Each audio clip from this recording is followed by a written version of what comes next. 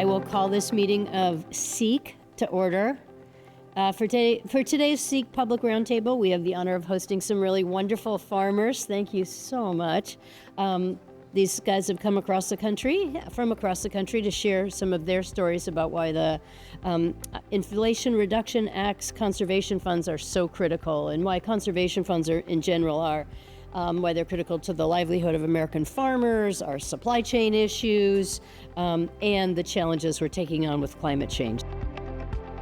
We still have much work to do, and it is critical that the upcoming Farm Bill protect these investments from the Inflation Reduction Act, and they do not get chipped away and used in other places. And so in that spirit, I am excited to welcome all of you today to talk about your experiences and the importance of continuing this important work. We're honored and thankful for this opportunity to be included amongst this distinguished panel of farmers. I am John Jamerson. This is my wife, Denise. We're co-owners, along with my son, DeAnthony Jamerson, of Legacy Taste of the Garden. DeAnthony is home today in the process of delivering the 7th generation of our farm family. Legacy Taste of the Garden is located in historic Laos Station, Indiana. Laos Station is the last remaining African-American farm settlement in Indiana. It, along with my father-in-law, Norman Greer, are featured in the Smithsonian African-American Museum of History and Culture. My father-in-law, Norman, is featured in there as one of the last remaining African-American farmers still farming family-owned land that they own pre-Civil War. Legacy Taste of the Garden was created and passed down by Greer Farms. We're black farmers that have been farming since 1855. The importance of our need to grow food, agriculture products, and good land stewardship is a most imperative investment to our children's future. With the IRA's support and continued implementation of the climate-smart technical support and capacity building, addressing the volatile aspects of farming, cost of equipment, growing practices, and soil development, the next generation has a better future and opportunities at sustainability. We feel like we need to be a voice for all farmers, rural and urban, to be able to keep these programs going, because they are so vital to the sustainability of agriculture for the rural large farmers, along with the now growing urban farmers and the farmers who have acreage that's less than an acre.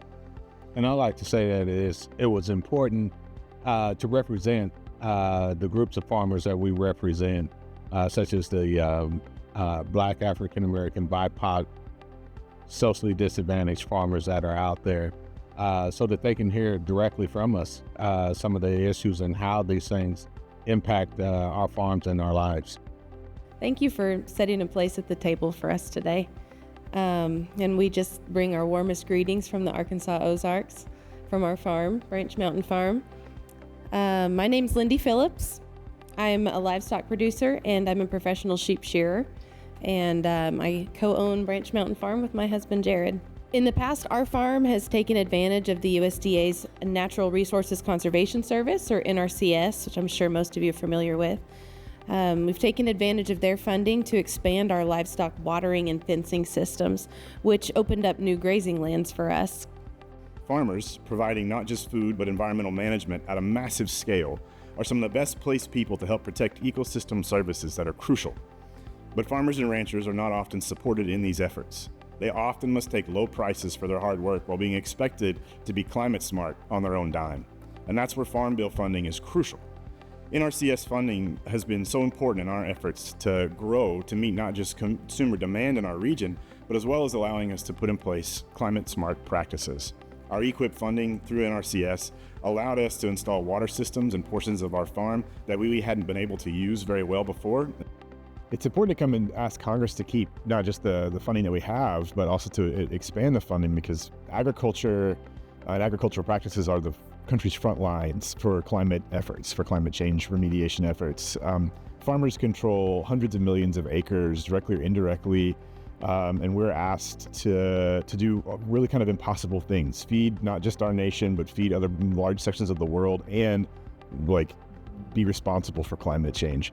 We're often happy to do all of those things, but we need help to do it. I don't know a single farmer, conventional or organic, that doesn't care deeply about the ground that they work and walk on every day.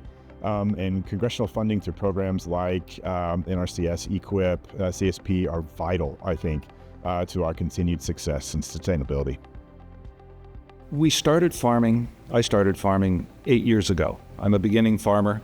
I don't have a history of agriculture in any of my family background.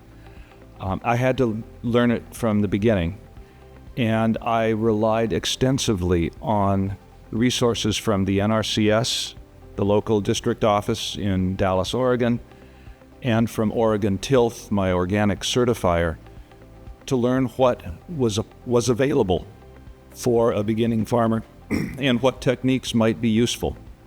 The USDA's conservation funds are just essential for the future of this country. I think if we hope to survive, much less thrive, in a time of climate change and extreme weather becoming the norm, we need to focus on conservation. We simply can't afford to remain dependent on single crop, monocrop agriculture. The Inflation Reduction Act made a significant and extremely important investment in many of the conservation programs that now need to be funded in a permanent manner at those increased levels in this Farm Bill. We're a small-scale farm on 12 acres going into our 8th season. We primarily raise vegetables for local markets, including this year a contract with a local food bank funded by our state government. And we also grow some berries, herbs, and a small flock of sheep. The Inflation Reduction Act made a historic investment in these programs, among many others, which means more farmers will, like me, get to work their dreams of better practices into realities. So I want to close by urging all of you to keep fighting hard for more transformative historical investments in conservation programs in the next Farm Bill. Please stay strong to support this simple, old-fashioned, but powerful tool that helps us steward and safeguard our land and our future.